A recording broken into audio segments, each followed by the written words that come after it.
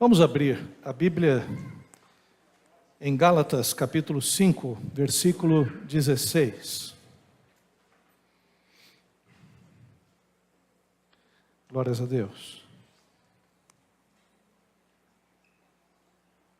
Gálatas, capítulo 5, a partir do versículo 16.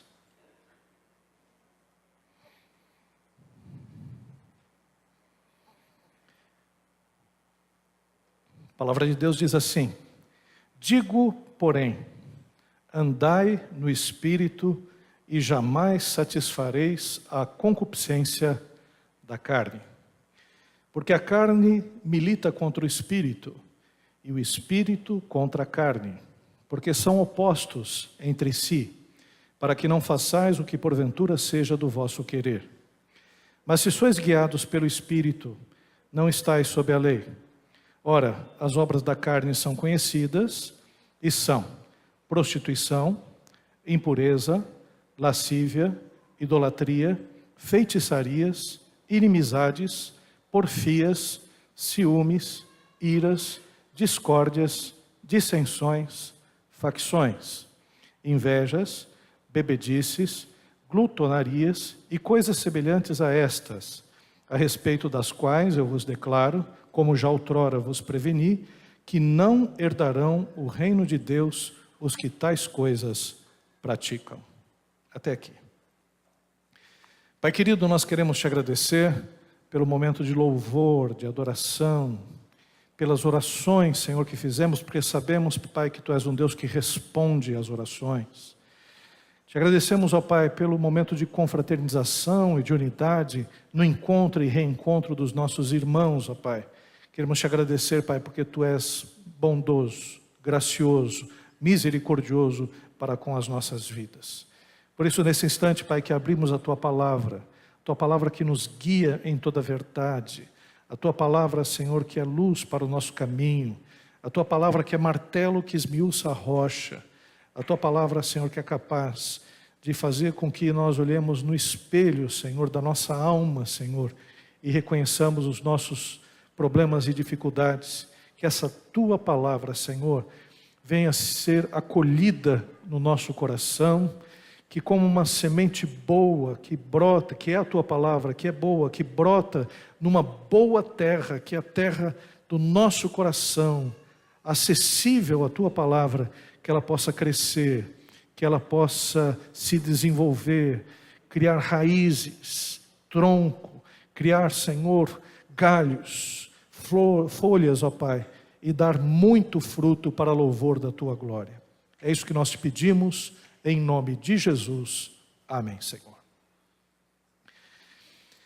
Queridos irmãos e irmãs, nós estamos na sequência da carta do apóstolo Paulo aos Gálatas, e hoje nós vamos falar sobre como controlar os desejos. E quando nós falamos sobre controlar os desejos, nós estamos especificamente falando sobre esse capítulo que é muito conhecido e essa passagem que todos nós de alguma forma já lemos ou ouvimos, que é acerca das obras da carne. Hoje nós vamos nos fixar falando sobre a questão das obras da carne e na semana seguinte nós vamos falar sobre o fruto do Espírito. Mesmo vivendo em uma sociedade de origem judaica cristã, nós somos bombardeados constantemente em nossos desejos. Existe uma influência externa muito forte, principalmente da publicidade, mas não só da publicidade, mas uma tendência interna em relação ao mal. O que eu quero dizer é que nós estamos andando e assistindo TV, acessando a internet, entrando nos aplicativos, nas redes e tudo mais, e nós constantemente somos tentados nas várias áreas da nossa vida, somos tentados nos desejos. A palavra concupiscência é desejo forte, desejo irrefreado. Então nós constantemente somos tentados a perder o controle dos nossos desejos. Eu estava assistindo de passagem a Globo News e está passando um documentário sobre o Tim Maia. E o repórter e o produtor musical muito conhecido, esqueci o nome dele, ele que conheceu muito bem o Tim Maia, ele fez um preâmbulo do que vai ser. Ele disse que o Tim Maia, ele tinha tudo em excesso. Ele tinha peso em excesso. Ele comia em excesso. Ele bebia em excesso. Ele se drogava em excesso. Tudo ele fazia em excesso.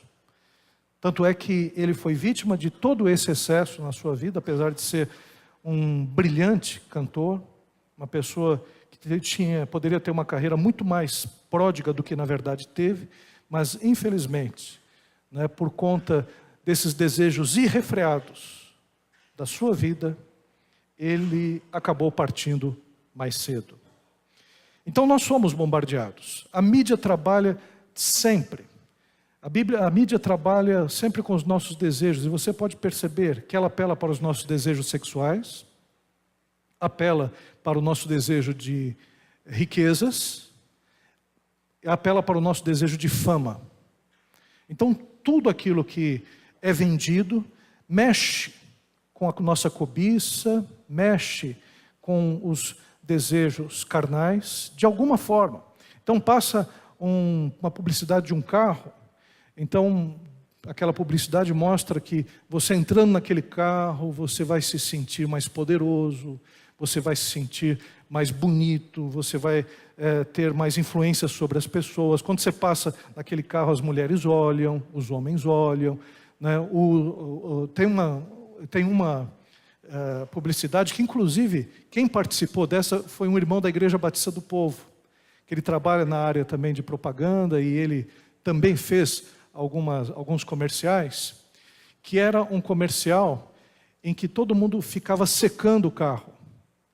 E ele ele dá uma olhada assim no carro, ele estava passando num lava rápido, e só o olhar dele secou o carro, né, totalmente, né?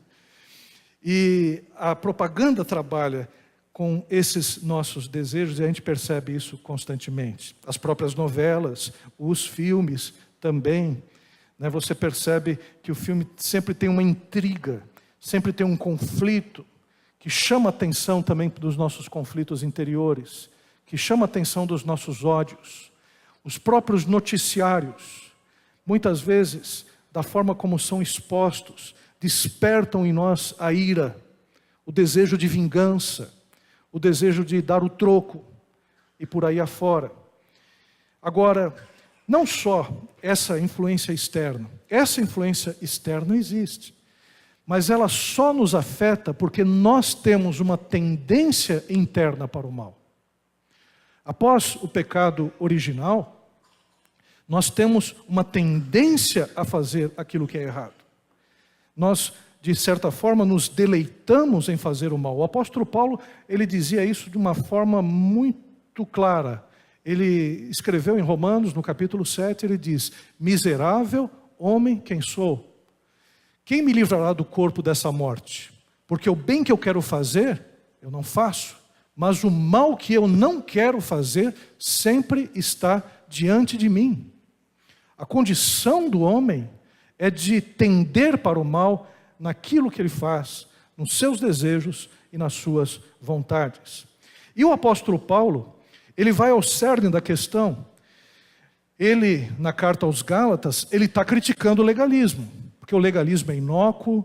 Não adianta você ser legalista, não adianta você voltar para a lei achando que você vai ser redimido pela lei, que você vai ser salvo pela lei, que você vai controlar esses desejos malignos, essa tendência pecaminosa que nós temos. Mas, ao mesmo tempo, o apóstolo Paulo diz: então como é que nós vamos resolver o problema que todos nós temos? Todos nós temos um problema sério, que é essa tendência para o mal. Então, se a lei não adianta, se esse controle que a lei estabelece de fazer isso, fazer aquilo, ou não fazer isso, não fazer aquilo, de você ter essa disciplina aqui, de uma forma legalista, se isso não resolve, então o que resolve? O apóstolo Paulo ele vai nos dar essa importante orientação. Como é que nós então vamos controlar esses desejos malignos? O contexto da passagem, nós estamos trabalhando, o apóstolo Paulo, nessa epístola aos Gálatas, desenvolve uma argumentação para demonstrar a incapacidade da lei para redimir o cristão. Nós estamos vendo isso. Ele enfatiza a graça divina e vê a necessidade de trazer uma solução para a batalha de todo homem e toda mulher com os seus desejos. Já que o legalismo não é a solução, o apóstolo Paulo apresenta como devemos lidar então com as tentações. Ele começa nesse texto de uma forma muito interessante. Ele diz, para que a gente ande no Espírito. Mas o que é andar no Espírito? É flutuar? O que é andar no Espírito? É pairar? É ter uma experiência mística com Deus? É andar de olhos fechados assim? Isso é andar no Espírito. O que é andar no Espírito? Andar no Espírito... E aqui eu coloquei até uma figura, porque para mim andar no Espírito é muito a experiência da criança quando dá os primeiros passos, da criança que aprende a andar, que precisa do pai, que precisa da mãe para poder desenvolver a sua caminhada. Assim também a vida da gente. Nós precisamos de Deus, nós somos muito ignorantes do mundo espiritual. Nós temos dificuldade de nos concentrar nas coisas que são do alto, mesmo redimidos, mesmo salvos em Cristo Jesus, nós temos que lutar com as tendências terrenas que nos puxam para baixo a cada instante. Por isso, andar no Espírito, primeiro é ter a experiência do novo nascimento, é ter a experiência da conversão, quando o Espírito Santo passa a habitar no nosso coração. E eu vou falar isso a minha vida inteira, eu vou pregar isso nas igrejas que eu sempre estiver, que há necessidade do novo nascimento. Porque é possível você estar numa igreja, é possível você estar numa família evangélica, é possível você viver entre pessoas santas de Deus, é possível você estar num ambiente cristão, é possível você provar de coisas muito boas, do culto, do cântico, do louvor, da adoração, ouvir a mensagem, o testemunho dos irmãos e não ter nascido de novo. É possível que você seja uma pessoa simpatizante do Evangelho, ou até mesmo você seja um legalista em relação às coisas espirituais e ainda não tem a ação do Espírito Santo. Quem nasceu de novo sabe. Quem nasceu de novo tem o Espírito Santo dentro de si. Quem nasceu de novo sabe que a sua vida mudou, transformou, é outra vida. E essa experiência nós temos que ter. Se a gente não teve essa experiência, então não há como andar no Espírito. Tudo o que eu disser a partir de agora, se você não teve essa experiência de andar no Espírito, ou melhor, de nascer do Espírito, você vai agir de uma forma legalista. Você vai simplesmente tentar ser um religioso. E grande problema da igreja evangélica no Brasil, e a gente pode perceber isso, é que grande parte daqueles que se dizem cristãos, na verdade são apenas cristãos nominais, cristãos de fachada, cristãos que não experimentaram a salvação em Cristo Jesus. Então, para andar no Espírito, primeiro você tem que nascer do Espírito. E se nasce do Espírito quando você se entrega a Jesus Cristo como Senhor e Salvador. Quando você diz, eu me rendo, estou falido espiritualmente, eu não tenho condições de viver sozinho, eu me arrependo de não ter tido uma vida adequada, eu me arrependo dos meus pecados, eu preciso de um Senhor para a minha vida, para me guiar, eu preciso de um Salvador pessoal, para me tirar dessa condição que eu estou. E quando isso é feito com todo o coração, com toda a nossa vontade, quando a gente se rende totalmente a Deus, por intermédio até do convencimento do Espírito Santo, o Espírito Santo vem sobre nós. Ele passa a habitar no nosso coração. Nós nascemos de novo para uma outra vida espiritual. E aí essa vida agora é com Deus. Então esse é o começo do andar no Espírito. É preciso nascer. E após ter nascido, é preciso andar. Andar como? Como andar no Espírito? Nós precisamos cultivar as disciplinas espirituais da oração. Da mesma forma que a gente aprende a comer no horário, a gente aprende a lidar com os outros, a gente aprende a falar, a gente aprende a conversar, a gente aprende a engatinhar, depois a gente aprende a andar. Nós precisamos aprender a viver espiritualmente. E eu vou ser sincero para os irmãos, eu estou aprendendo a andar. Eu estou aprendendo a andar. Eu gostaria de fazer coisas que ainda não faço. Eu gostaria de ter disciplinas espirituais mais intensas do que as tenho agora, porque eu estou aprendendo cada vez mais a conhecer a Deus, um Deus que é infinito, um Deus que é poderoso, um Deus que é gracioso, e que o que eu conheço ainda é muito pequeno, pouco daquilo que eu posso conhecer, daquilo que eu posso experimentar com meu Deus. Então nós estamos nessa caminhada. Existem algumas coisas que são óbvias. A gente nessa caminhada, a gente precisa orar. A gente precisa falar com Deus. A gente precisa se relacionar com Ele, dizer o que está no nosso coração, interceder, falar sobre os nossos problemas, desejar mais de Deus em nossa vida. Então a oração é fundamental. Eu não sei se você vai orar de manhã, não sei se você vai orar à noite, se você vai ter o teu quarto de guerra, o quarto de oração, se você vai ter um momento, se você vai formar um altar dentro da sua casa, para colocar a Bíblia ali, fazer as suas orações de joelho ou não, mas o fato é que a gente precisa se relacionar com Deus. Faz parte da nossa vida. Eu sei que alguns têm a prática de orar antes de dormir, outros têm a prática de orar quando acordam, outros costumam a falar com Deus de forma meio difusa, mas o importante é orar, orar, orar. Existem pessoas que passam o dia sem orar, o dia sem falar com Deus, não consultam Deus para nada, só oram quando as coisas pegam. E ainda mais, no ambiente familiar, todos sendo cristãos, todos tendo a possibilidade de sentar à mesa e fazer as suas orações antes das refeições, ou ter aquele momento de oração justamente para os problemas de casa. Às vezes a gente não faz isso. A gente não tem essa possibilidade, capacidade, a gente vive o nosso individualismo, como se Cristo fosse só para a gente e não fosse para a nossa casa. A leitura da Bíblia é fundamental. Existem várias formas de ler a Bíblia. Existem aqueles que escolhem livros ou salmos e vão lendo e depois fazem a sua oração, fazem a sua meditação de uma forma breve, de uma forma rápida. Existem aqueles que já começaram o nosso plano de leitura, né? Estão falando, vou fazer leitura anual, né? Estamos em números já. Na leitura anual, já passou Gênesis, já passou Êxodo, Levítico, agora nós estamos em Números. E alguns fazem esse tipo de leitura anual, mas é importante conhecer a palavra de Deus.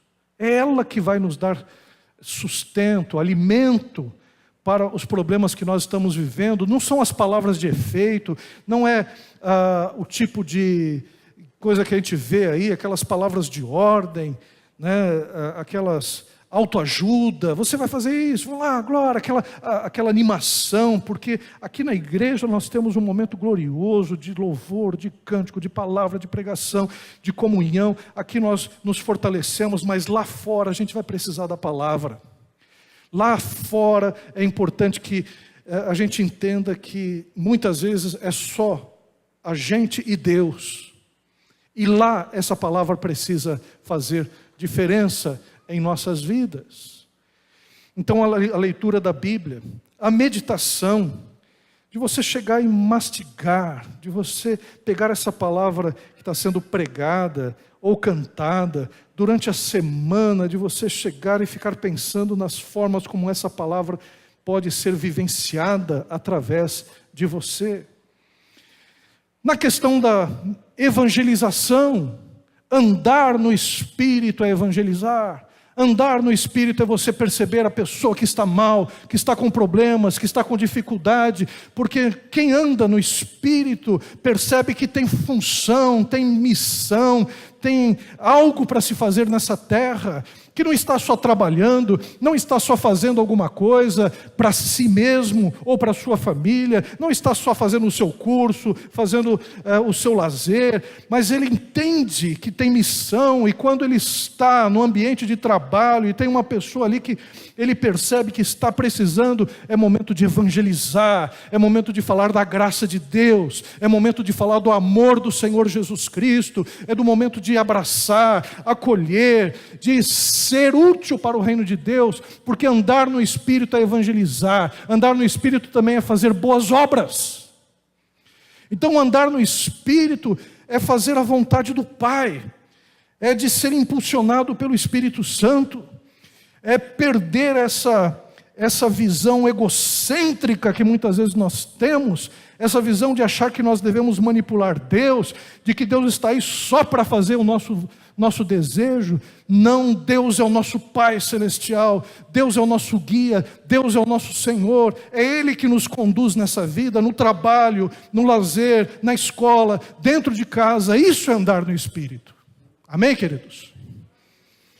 Então, em suma, andar no Espírito é desenvolver essa salvação que foi dada de graça, no caminho da santificação, no caminho da separação, no caminho de estar cada vez mais junto de Deus. Isso não é só para pastor, isso não é só para missionário, isso é para todo o corpo de Cristo, isso é para todo cristão normal. Como diz o Atmani, vida cristã normal, ele mostra que todo cristão normal tem essas características. Andar no Espírito, diz o apóstolo Paulo. Agora, o que significa não satisfazer a carne? O pecado original atingiu o ser humano em todo o seu ser, nas dimensões física, psíquica, social e espiritual. O pecado atingiu a gente em cheio. A gente não tem noção do quanto a ação do pecado está em nossa vida. Por isso, essas visões simplistas que existem aí, até mesmo cristãs, havia um grupo de cristãos que pregava a impecabilidade, que uma vez que você nascia de novo, se convertia, você não pecava mais. Tolice. Porque a verdade é que o pecado está entranhado em nós. Ainda, mesmo sendo redimidos, os efeitos do pecado estão na nossa vida. Aliás, eu não entendo muito bem, quem entende disso é a Paula, o pessoal da psicologia que fez aqui, mas o Freud e também alguns psicanalistas trabalham muito a questão do inconsciente, né? Definem o inconsciente, mostrando que o nosso consciente é como se fosse apenas a ponta do iceberg, que dentro de nós existe uma montanha de sentimentos, de sensações que estão represados, que estão ali sendo controlados. O nosso eu, o nosso ego, de certa forma está ali se equilibrando, né? no consciente e no inconsciente. E no inconsciente está ali as nossas pulsões, a libido sexual, ali também sendo represada socialmente, né, pela educação, pela forma como a gente lida na sociedade. E evidentemente nós que somos cristãos, pela ação do Espírito Santo. O desejo da morte, o desejo da destruição, uma pulsão que existe dentro de nós. E algumas pessoas, que eu não sei por que cargas d'água acontecem isso, os psicólogos e psiquiatras podem dizer melhor, mas algumas pessoas, isso explode, esses vulcões explodem. Existem patologias terríveis, pessoas que se tornam assassinos, pessoas que se tornam imorais, que se abandonam de tal forma dos desejos, que se tornam como se fossem animais, vivendo apenas pelos instintos sexuais e de sobrevivência. Então a gente não tem condição de imaginar o quanto o pecado nos afetou. Dizem, e aí depois vocês procurem a Paula, ela que pode chegar e me corrigir e dizer melhor.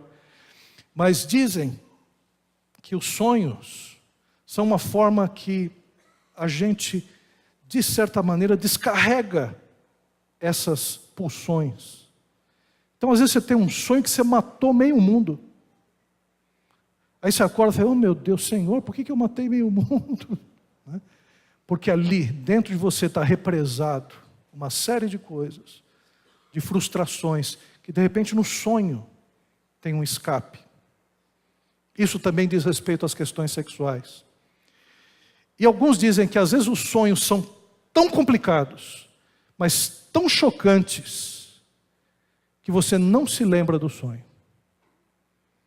Que a própria mente humana trava esse sonho, porque isso te desequilibraria. E eu fico pensando, poxa, eu não estou sonhando há um bom tempo, viu? Eu devo estar sonhando coisas que eu não posso nem imaginar, né? Mas o fato é que aqui dentro da gente existe um universo, digamos assim, desencontrado, conflituoso por causa do pecado. Dentro de nós, não estou falando fora. Isso aflora de vez em quando. Isso aflora numa briga, num conflito, num problema que você tem com o outro. Em problemas psíquicos também, que se fazem com que você se descontrole, viva estressado e por aí afora. Então o pecado, ele pegou a gente psiquicamente, fisicamente, éramos para ser do jeito que somos, não somos. Qual é a tristeza que o Vitor está vendo lá, o paizinho dele lá com diabetes, lá no hospital? Não era para ser assim. Não era. Não era para a gente ficar doente. Não era para a gente envelhecer do jeito que a gente está envelhecendo. Não era. Não era. Não era para a gente ter doenças terríveis. A gente vê nos jornais e principalmente nas redes sociais, crianças com doenças incapacitantes, né? Homens, mulheres, e a gente vê com tanta tristeza isso, tantas deformidades que existem na terra. Não era para ser assim. Não era para a gente também ter tantos problemas sociais. Não era. O pecado veio criar problemas e dificuldades já na primeira família. A mulher passou a ser dominada pelo homem de uma forma terrível, até hoje né, nas formas que existem aí na sociedade. A mulher ganha menos, trabalha mais. Isso na sociedade cristã, onde ela tem oportunidade de trabalhar e estudar. Mas nas outras sociedades, as mulheres são tratadas como seres de segunda classe. São subjugadas. Dá uma olhada no Islã, dá uma olhada em alguns lugares por aí no mundo, em que as mulheres simplesmente servem ao homem como se fossem escravas. Não era para ser assim. Na primeira família da terra, Caim matou Abel. O primeiro fratricídio, o primeiro assassinato aconteceu entre irmãos. Não era para ser assim. E no aspecto espiritual, mas que coisa absurda, gente adorando o diabo, Satanás, gente fazendo coisas horríveis aí fora, cultos absurdos, cultos que despersonalizam as pessoas, tornam as pessoas em apenas cérebros, ou pessoas acéfalas, sem cérebro, sem capacidade de chegar e procurar a Deus verdadeiramente, caem naquilo que um escritor chamou de caos das seitas. Não era para ser assim. Não era.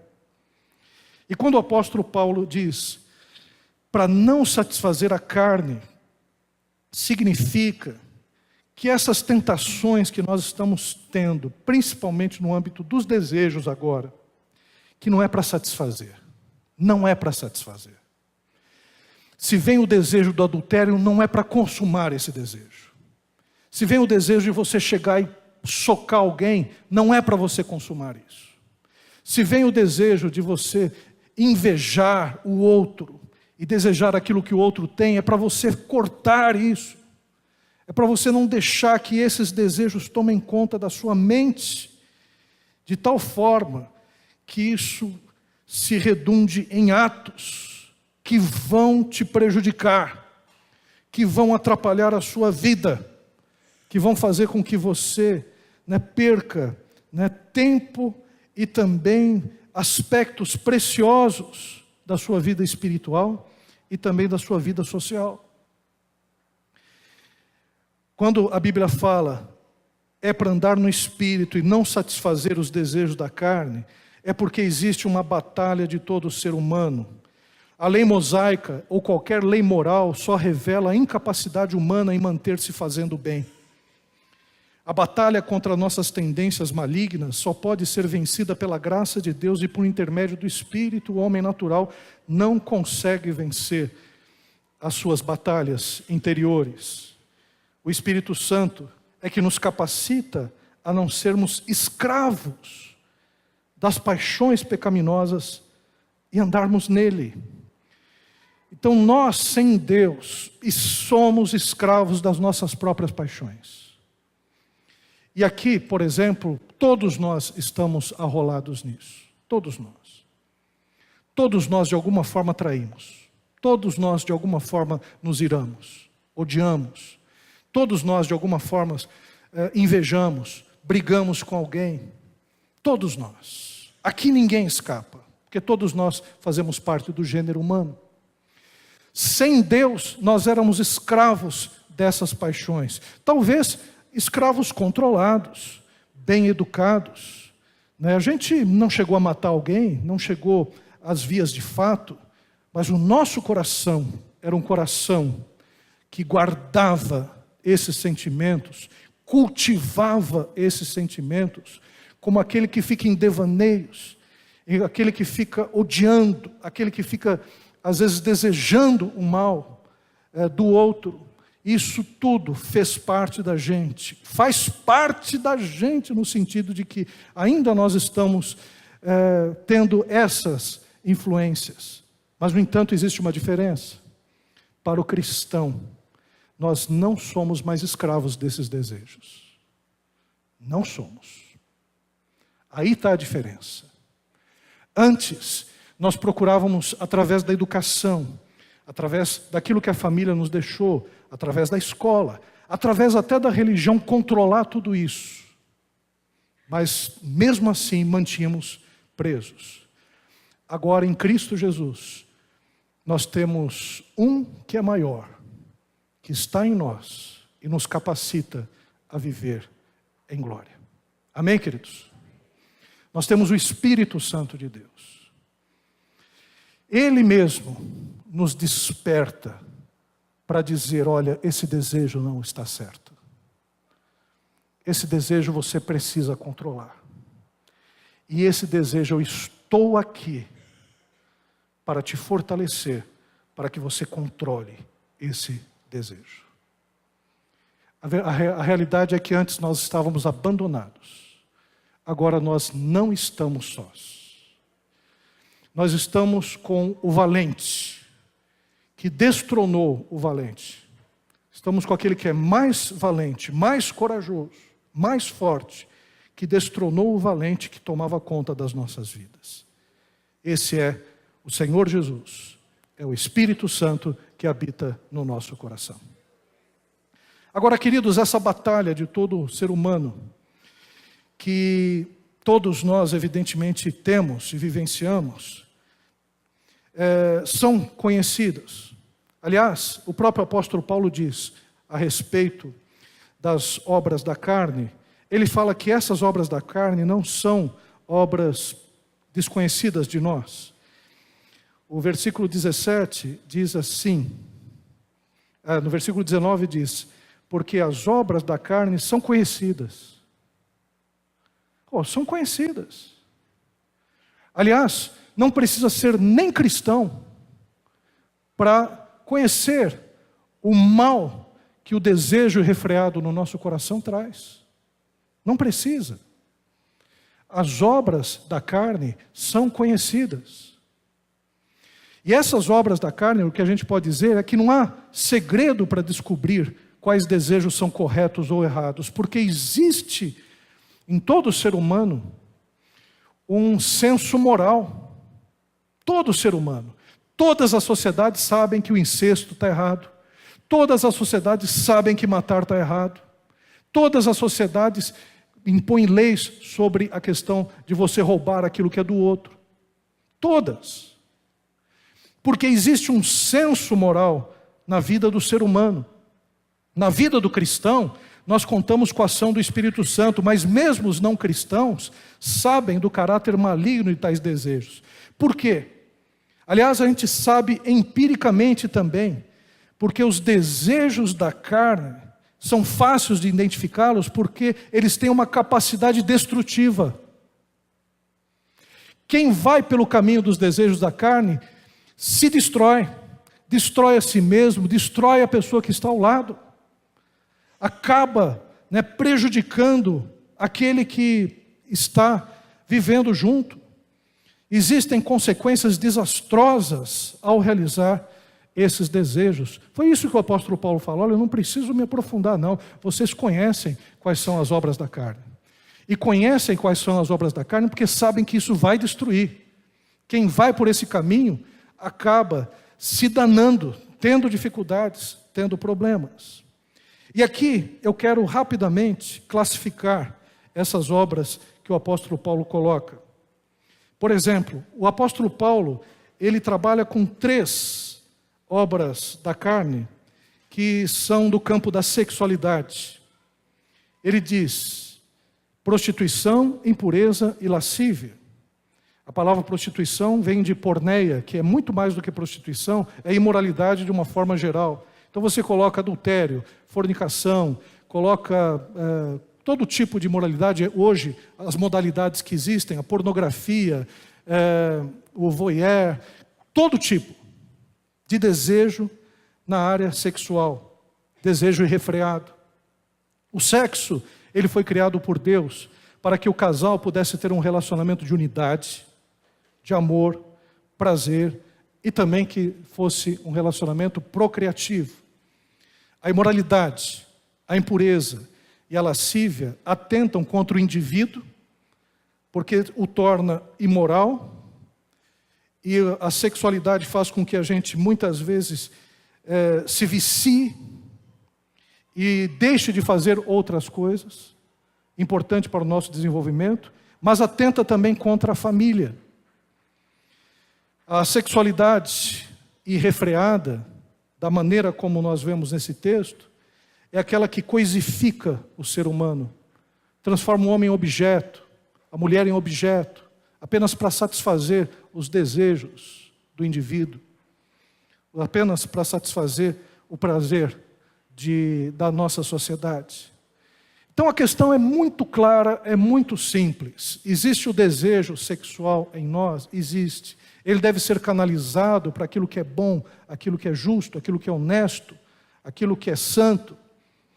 Se nós simplesmente permitirmos que esse desejo sexual ele fique irrefreado, nós vamos ter uma vida que vai ser uma vida direcionada apenas à satisfação de um prazer egoísta. Então, em outras palavras, se você está louco para ver pornografia, saiba que isso é obra da carne. Saiba que o Espírito Santo tem a capacidade de chegar e deter esse desejo. Que você tem a capacidade de chegar e vencer isso. E que você, que é casado, você canalize todo o seu desejo sexual para a satisfação da sua parceira, da satisfação sua com ela. Que o relacionamento sexual seu seja um relacionamento abençoado. Que toda vez que você chegar e estiver andando na rua e você olhar para uma moça e começar a ter desejos sexuais em relação a ela, que você chegue e refreie esse sentimento, de tal forma que dizer: não, eu sou casado. Ou se sou solteiro, não, eu vou ter a oportunidade de ter um relacionamento com uma moça que possa me suprir sexualmente e eu possa também ser bênção na vida dela. Então a questão é controlar esses desejos. Se você está no seu ambiente de trabalho e tem uma moça, um rapaz interessante, um rapaz que se mostra muito mais atencioso do que o seu marido, muito mais garboso e bonito do que o seu marido, né, que já está meio acabado, que você ajudou bastante nisso, né? Que você chegue e refreie isso, fala, não, é ele que eu gosto, é um, sei lá que apelido que você dá, chuchuzinho, não sei que apelido que você dá, é ele que eu gosto. É com ele que eu vou viver a minha vida sexual, é com ele que eu escolhi viver o casamento. Então, a questão é que o apóstolo Paulo está dizendo, por que esse desejo é ruim? Porque isso te destrói. Se você chegar e largar sua esposa para ficar com a outra, né, você está trazendo infelicidade para sua esposa, para os seus filhos e para outra. Quer dizer, você desorganiza a sua vida, desorganiza a sua família, você simplesmente entra numa barca furada por conta de um prazer momentâneo, por conta de um desejo sexual irrefreado. Outro aspecto que nós vemos, o campo da espiritualidade. Deus criou o homem para ter um relacionamento espiritual de unidade e serviço a Ele. A idolatria inverte a divindade para o humano e busca manipular Deus. Irmãos, pelo amor de Deus, idolatria está falando aqui, está falando para cristãos. É possível ser um idólatra mesmo participando de igrejas. Nós podemos tornar Deus num ídolo que apenas satisfaça os nossos desejos. Nós podemos criar ídolos. Podemos simplesmente fazer aquelas repartições. Lazer é lazer, futebol é futebol, igreja é igreja. Né? Sendo que o que nós entendemos é que Deus ele perpassa todas as nossas instâncias, seja o lazer, o futebol, o nosso culto a Deus. Deus é Senhor de todas as coisas. Tem pessoas que partidarizam, tem pessoas que não largam uma coisa por nada, e isso passa a ser o seu Deus. E quando a Bíblia também fala acerca da feitiçaria, a feitiçaria busca operar um poder mágico e autônomo de Deus, sendo facilmente escravizado pelas forças demoníacas. Tem muita igreja fazendo feitiçaria, tem muita igreja com fetiche, tem muito crente que vai atrás de sabonetinho, tem muito crente que quer armazenar forças mágicas e espirituais numa maquete da Arca do Concerto. Então essas questões, elas têm que ser varridas, porque isso faz mal. Você está diminuindo Deus, você está trocando a santidade, a vida que você tem com Ele, por coisas mágicas, objetos que não têm sentido. Então nós precisamos entender que no campo da espiritualidade também nós podemos ser destruídos numa espiritualidade falsa, aparente, hipócrita, mágica, mística, desconectada com a realidade da Bíblia, uma religiosidade que é esotérica cristã, uma religiosidade que passa mais pelas tradições das religiões afro-brasileiras, espíritas e católicas do que propriamente da fé cristã que nós defendemos. Então é importante que a gente se afaste disso. Toda vez que a gente quiser manipular Deus, ó Deus, Senhor, eu gosto muito da mulher daquele cara lá da igreja, Senhor, dá um jeito, mata ele, Senhor, leva esse sujeito, ou leva a minha esposa também, isso é obra da carne. E o pior, de uma forma idolátrica, de uma forma fetichista. Oração contrária, né, que o pessoal chega e fala aí, né? Amarração para o amor. Quer dizer, a gente entra com tudo isso para dentro da igreja, tentando manipular Deus, e isso é obra da carne, não tem nada de espiritualidade. Deus não se presta a isso. Aqueles que ficam olhando, Deus leva meu marido, tomara que Deus te leve, e não sei para onde, né? Mas que você pare com esse tipo de negócio.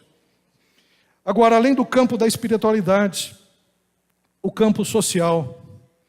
Deus criou o homem para se relacionar em sociedade com o objetivo de construir instituições sólidas e protetoras, casamento, igreja, Estado, escola, são instituições. A gente precisa se relacionar com pessoas, precisa conversar com elas, com vizinhos, né? Deus nos criou para que a gente se estabelecesse relações, e relações produtivas, proativas. Agora, as inimizades, porfias, ciúmes ou inveja, iras ou ódio, discórdias, dissensões, são obras que gradativamente induzem o homem do ódio até o assassinato.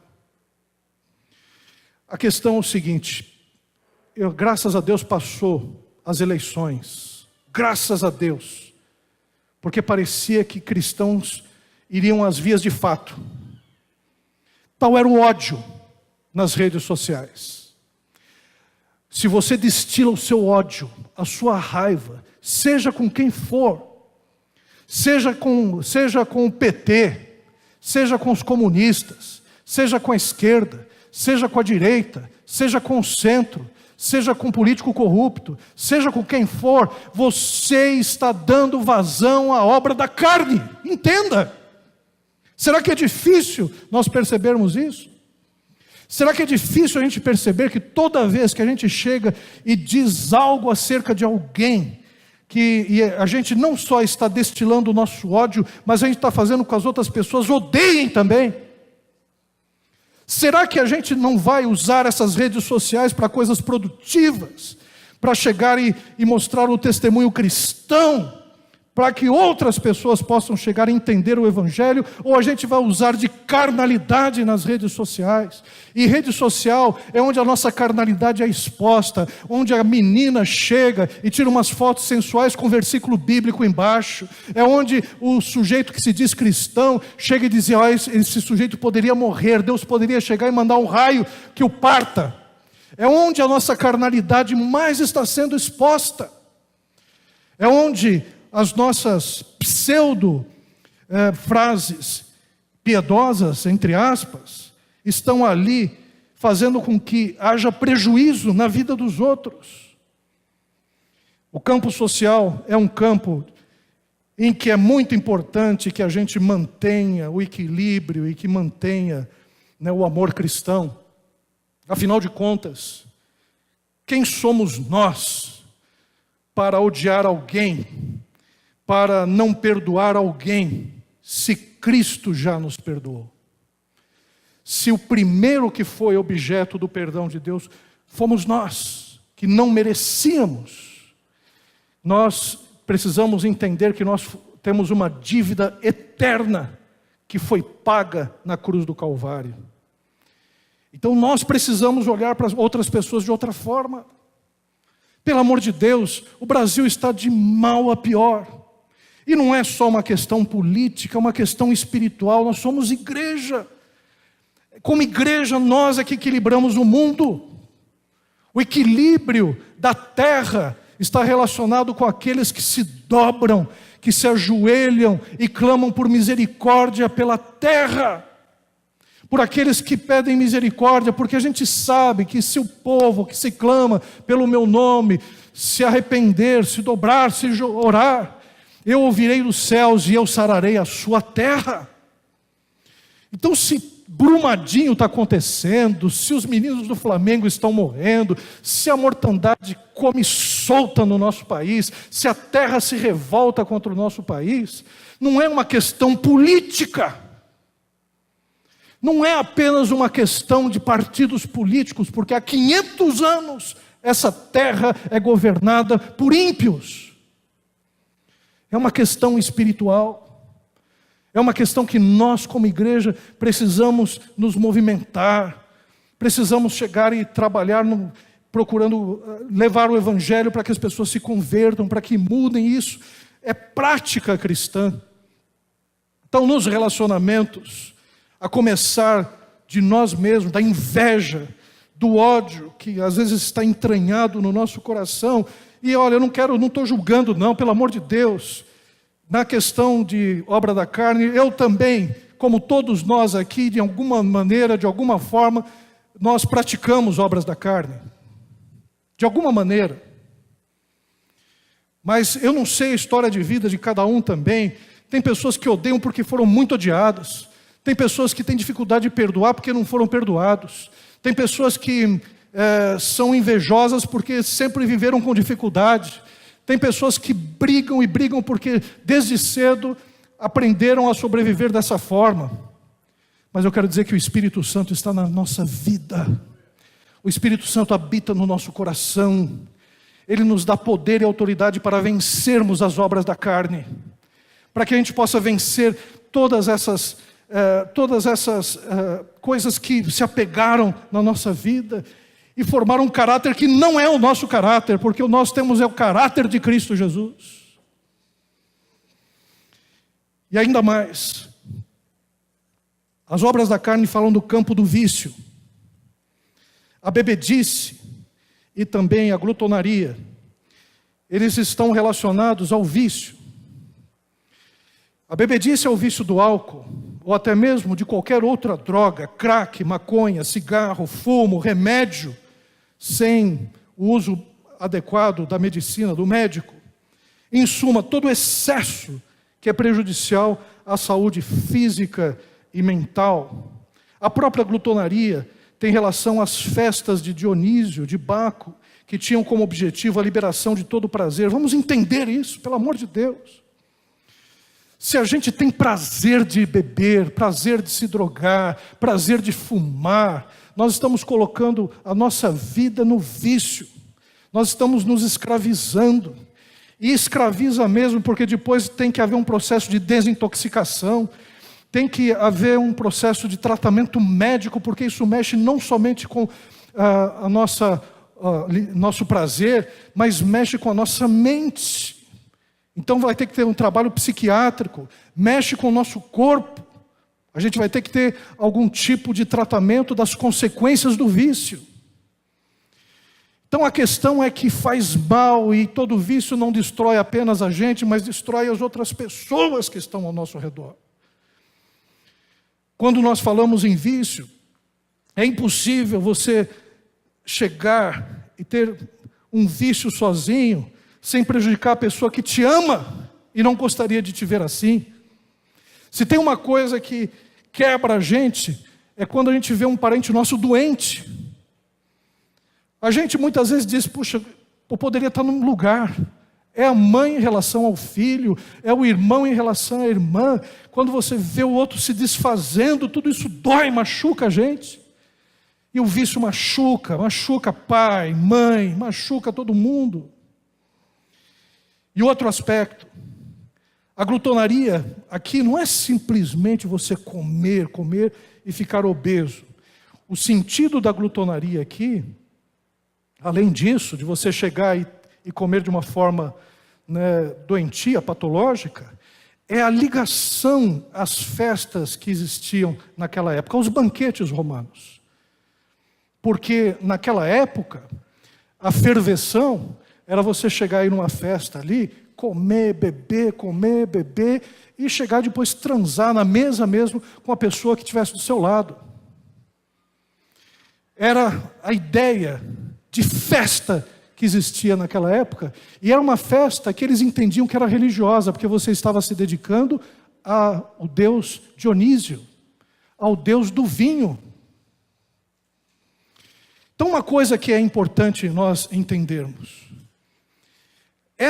esse desejo que muitos cristãos têm em relação à festa, mas não estou falando festa de você ir no aniversário, cantar o parabéns, chegar e abraçar. Não, é a festa que está te liberando, está fazendo com que os desejos acabem se manifestando, em que você vai bebendo, vai tomando um êxtase, aí de repente está pulando, aí tem um outro pulando, aí chega e se junta a outra pessoa, aí acaba indo para um motel, transa.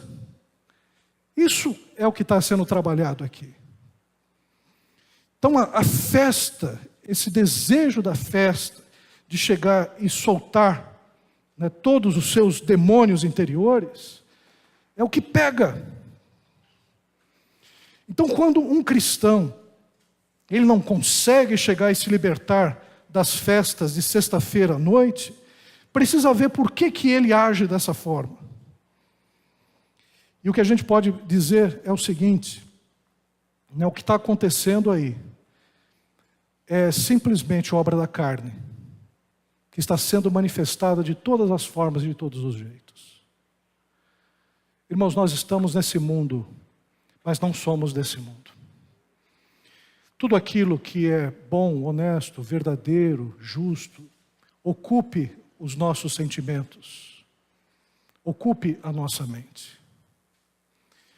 As obras da carne trazem destruição para todos nós. E eu quero encerrar dizendo o seguinte, que fé e prática é fé. A fé é prática. A vida cristã está relacionada com o novo nascimento em Cristo Jesus. E a conversão não implica impecabilidade. Não, nós pecamos. Cristãos caem em pecados. Não se conformam com eles, se arrependem e voltam à comunhão com Deus, outrora prejudicada. Isso é a vida do cristão. Não estou dizendo que a gente não cai em pecado, a gente cai. Cai. Quem aqui nunca cometeu uma obra da carne como essas que estão escolhidas aqui? Quem nunca? Mesmo como cristãos. Quem nunca? Quem chegou e não ficou ali desejando uma mulher na rua? Ou se deixou seduzir por um cara? Ali, né? Pelo menos momentaneamente, começou a chegar e ter pensamentos e desejos de chegar e adulterar. Ou sai do campo sexual. Quem nunca se irou contra outra pessoa? Quem nunca desejou que algo de mal acontecesse com outro? Quem nunca chegou e brigou, chegou e foi às vias de fato, deu um murro no outro, deu um tapa no outro e entrou em dissensão? Quem nunca se uniu em partidarismo do nosso grupo contra o outro? Não sejamos hipócritas, todos nós de alguma forma entramos nisso. Mas, no entanto, a questão é que a nossa fé cristã, ela é prática. E por ser prática, ela faz com que nós rejeitemos as obras da carne para viver no Espírito. Aquele que se deleita continuamente na prática dos desejos malignos, pertence ao maligno e não ao reino de Deus. E aqui a questão é a seguinte: se você tem um prazer enorme por uma festa em que você bebe, fala palavrão, chega e se demonstra toda a sujeira que tem dentro de você numa festa, saiba que não herdarão o reino de Deus aqueles que tais coisas praticam. Se você é o tipo de pessoa que chega e entra nos sites pornográficos e não acha mal nenhum nisso, simplesmente se alimenta de toda essa porcaria e não bate aquele arrependimento que faz você retornar, pedir perdão a Deus, desligar, se afastar disso, mas se você se afunda e se chafurda no pecado, saiba que a Bíblia diz: não herdarão o reino de Deus quem pratica tais coisas. Saiba que se você é daqueles que no campo da espiritualidade manipula Deus, age como se Deus fosse o teu servo, que faz questão de fazer bruxaria, mandinga evangélica, saiba que não herdará o reino de Deus quem pratica essas coisas.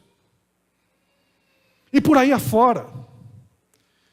Mas se ao viver, você reconhece aquilo que está errado, aquilo que te afasta, aquilo que destrói, aquilo que é ruim para a sua vida, e você chega e volta para Deus, segundo o Espírito que há em 1 João, dizendo: se confessarmos os nossos pecados, Ele é fiel e justo para perdoar os nossos pecados e nos livrar de toda injustiça. Se você é uma pessoa que se volta a Deus e foge do mal, e não só do mal, mas da aparência do mal sempre, essa é a rotina da sua vida, saiba que sim, você é uma pessoa de Deus, uma pessoa que o Espírito Santo habita no seu coração e está fazendo você andar. Mas pastor, tem tanta coisa boa aqui, pastor. Narguilé, pastor, é gostoso esse negócio de narguilé. O pessoal lá da escola está experimentando. Isso é obra da carne. Quem se deleita nisso, saiba que não herdará o reino de Deus quem tal coisa pratica. É simples. Mas cigarro, pastor, cigarro, né? Saiba que esse vício está te consumindo, está fazendo mal para você, está fazendo mal para os outros. Saiba que não herdará o reino de Deus quem tais coisas praticam. É isso. Ponto. E eu quero terminar dizendo o seguinte: que a mensagem do Evangelho nos conduza cada vez mais a uma vida de santificação. Mas pastor, a vida cristã desse jeito não vai ficar monótona, não vai ficar chata, pastor. São tantas coisas que a gente vê que como cristão nós não devemos praticar. Mas a questão não é o legalismo. Se você está pensando assim, você é um legalista. Porque eu estou dizendo uma coisa que para o cristão é óbvia. Nós não temos prazer nas coisas do mundo. Nós não temos prazer em fazer as obras da carne. Muito pelo contrário. Quando nós caímos nas obras da carne, nós simplesmente nos sentimos mal, nos arrependemos, porque o nosso maior prazer está em Cristo Jesus. Em fazer a sua vontade, em viver uma vida prazerosa com Deus. Uma vida abençoada, porque Deus não é um estraga-prazeres. Ele nos deu essa terra. Ele simplesmente disse para Adão: Adão, 99,9999999% é o que eu estou te dando. Mas 0,000000001 você não toque, você não coma, que é a árvore do conhecimento do bem e do mal. Dá para entender as dimensões? Dá para entender que dá para ter uma vida prazerosa com Deus, fazendo tudo aquilo que é de uma forma justa e abençoada, construtiva, né? Venturosa, bem-aventurada. É isso que Deus propõe para a gente. A gente pode sim se libertar da obra da carne, simplesmente andando no Espírito Santo de Deus. E que essa santificação não se torne um exercício hipócrita de legalismo, negando nossa fragilidade humana, porque aqui, eu repito, eu não estou me colocando e nem acredito que alguém se coloque aqui como impecável. Eu creio que todos nós já praticamos alguma dessas obras da carne, se não todas. Se não todas. Aliás, não vou pedir nem para você quitar, não. Não faça isso, não. Você já se arrependeu disso. Mas, sobretudo, que não haja ninguém que, se deleitando com as obras da carne, tente se enganar da sua condição espiritual. Amém, irmãos? Vamos ficar em pé, vamos orar?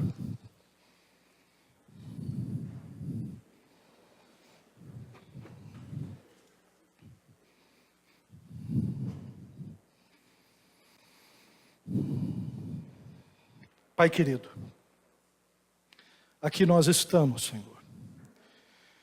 E Pai amado, existem muitas coisas que nós estamos aprendendo a andar, Pai.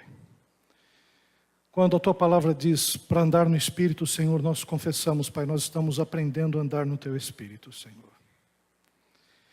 E, Senhor, nós confessamos que em muitos momentos, em vários momentos, Senhor, nós deixamos de andar no Espírito e procuramos os nossos próprios desejos. Mas ao mesmo tempo, Senhor, nós queremos Te agradecer, Pai, porque hoje nós reconhecemos as obras da carne. Nós sabemos identificá-las. Sabemos, Senhor, que somos tentados. Sabemos que elas fazem mal para a nossa vida, Senhor. Mas não somente sabemos, Senhor. Sabemos, Senhor, que não conseguimos lidar, Pai, com essas obras da carne sozinhos, ó Pai. Sabemos, Senhor, que o nosso legalismo não vai dar conta disso, Senhor.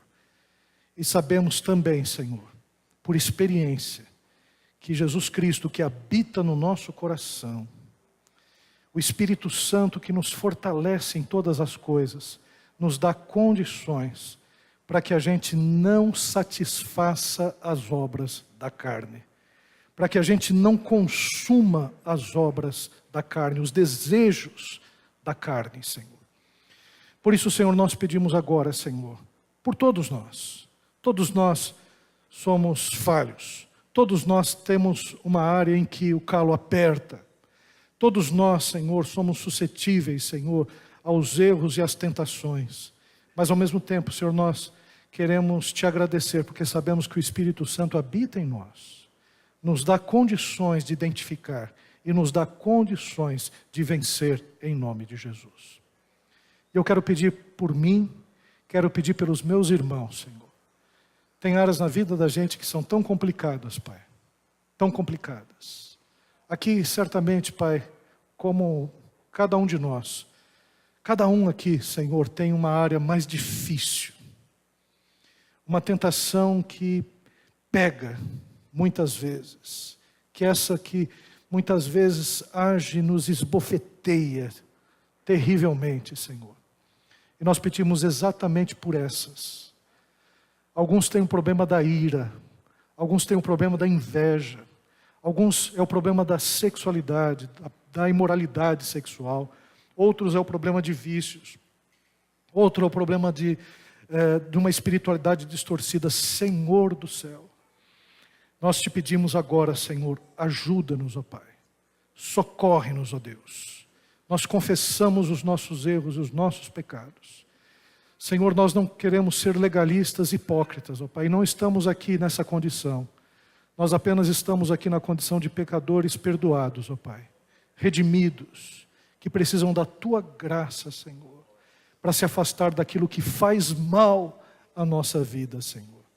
Por isso, Pai amado, abençoa-nos todos, sê conosco, é o que nós te pedimos, em nome de Jesus. Amém.